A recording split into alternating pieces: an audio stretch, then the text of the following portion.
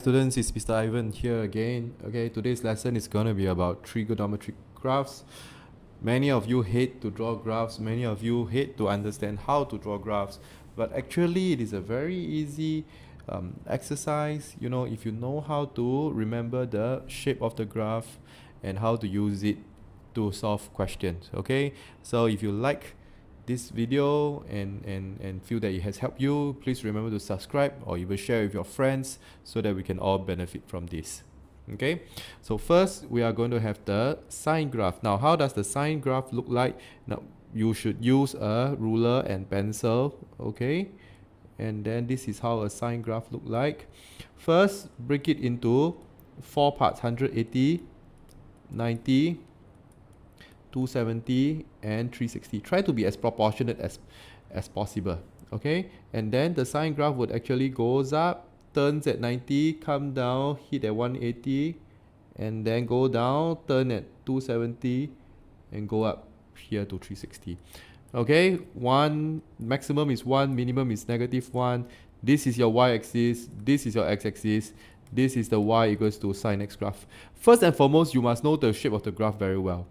Okay, and so next is when the sine x is equals to 0. When is sine x equals to 0? When is the y equals to 0? So there's 1, 2, and 3.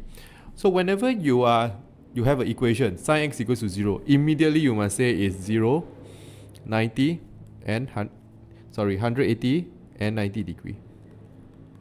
There are 3 answers. Okay, do not use your basic angle ASTC to find sine x equals to 0 because 0 is neither positive nor negative.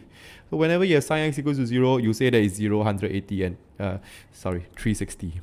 Okay, what about me that I keep on writing 90? Next, when is sine x equals to 1? You look here at the highest point. So x is equals to 90 degree. Alright, at -1, that would be here. And so it would be 270 degree.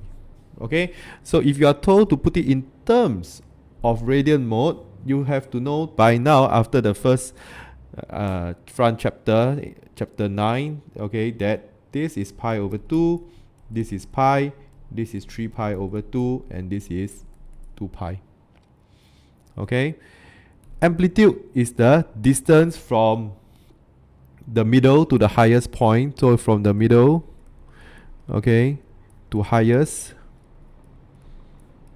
Alright, and the amplitude is equals to 1 because this is always the amplitude. This is the amplitude. Okay, and the maximum is 1, minimum is 1. Period is the time taken for it to complete one cycle. That would be 360 degree, or you can put it as 2 pi.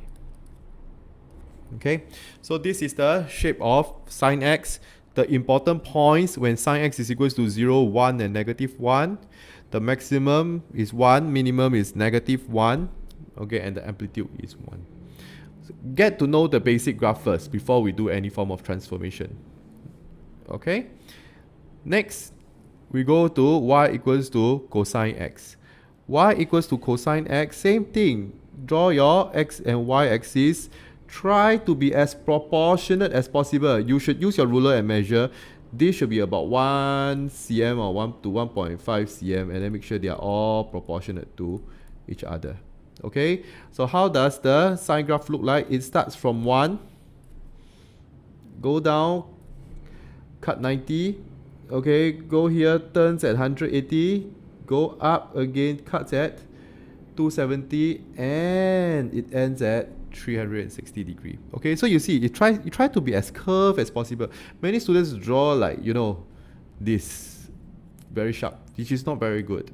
Okay, so try to draw as curved as possible, and the shape is very important. So y equals to cosine x. This is how your graph look like. Same thing, when is cosine x equals to 0, and that would be this point and this point, 90 and 270 degree. Okay, when is cosine x equals to 1, and that would be this point and this point, that would be 0 and 360 degree. Okay, and when is cosine x equals to -1? -1 is here. The x is equals to 180 degree. Okay, so that is for the basic graph of cosine x. Amplitude, distance from the middle to the highest point, that would be 1. Maximum 1, minimum -1. Period is also 360 degree.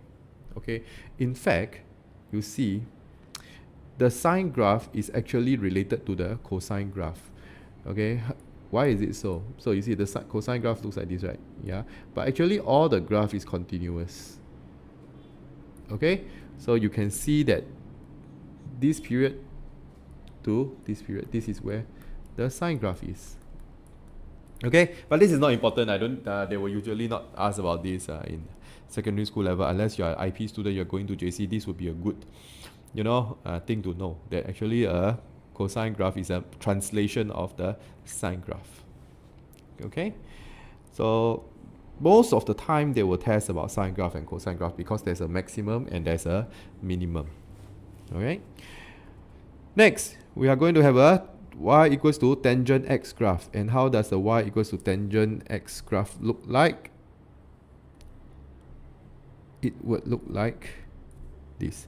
Starts from, okay, again, let's break it up to 180, 360, 90, and 270. Okay, so first, the y equals to tangent x graph will start from 0 and go all the way up very close to 90, but it will never be 90. Okay, so this guy is called an asymptote. Asymptote is a value that x cannot become. Okay, and then it starts from the bottom of the asymptote 280. Okay, there's another asymptote at 270. Okay, and then it ends like this. Okay, so when is sine x equals to 0? It is again 0, 180, and 360. 0, 180, 360 degree. Okay, and when is tangent x equals to undefined? When will you be undefined? Is when you can have an asymptote law. Okay, because you cannot have tangent 90. Tangent 90 will give you an error in the calculator. So that will be 90 and 270 degree. Okay, amplitude, nope. Maximum, nope. Minimum, nope. But be careful about this. The period is not 360. The reason why you usually draw 360 because the range given to us is we need to draw from 0 to 360. The period of the tangent, right, is the amount of time to complete one cycle. So this is actually already one cycle here. Here you go. Okay, and that would be